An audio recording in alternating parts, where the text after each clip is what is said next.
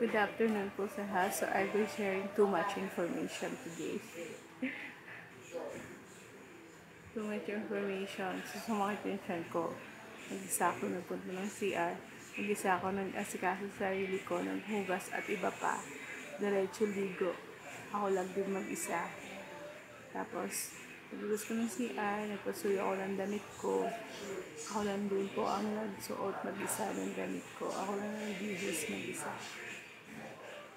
So, hindi ko na po kailangan gumastos na para sa occupational therapist para gawin pa yung mga bagay na yun. Kailangan turuan ako.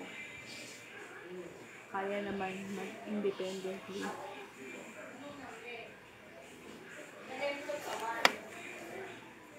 Ayan po ang update natin for today's video.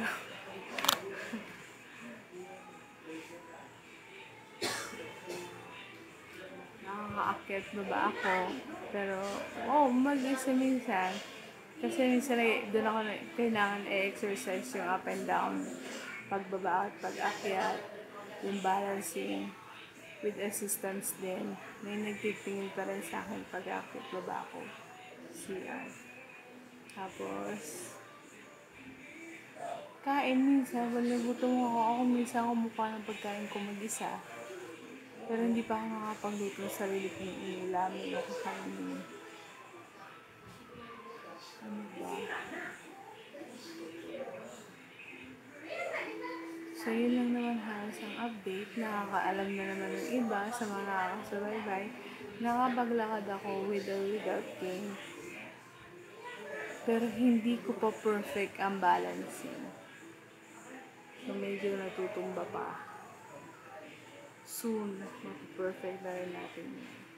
So, tuloy-tuloy lang yung mga home exercises, mga assignment, bumili ng PP, then pagkuryente, and then tuloy tayo ng therapy session hanggang sa magalaw ko na yung kaliwa ko kamay.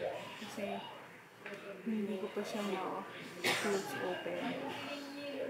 Pag ito na-close open ko na, masarap nang bumalik sa trabaho.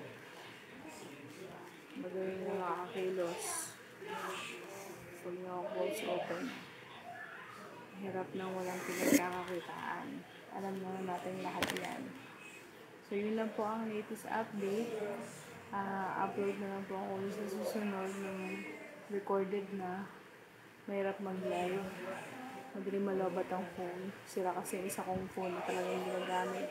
Ang gamit ko yung lumang version ng Vivo. Parang ako sa raffle 2 years ago. Nagsasaraan kong gamitin. Hindi siya compatible sa iba't ibang mga apps. Yun lang po. Kung may iba pang katanungan, huwag po mahiya, PM lang din po ako. Yun lang po. Thank you. Magandang hapon.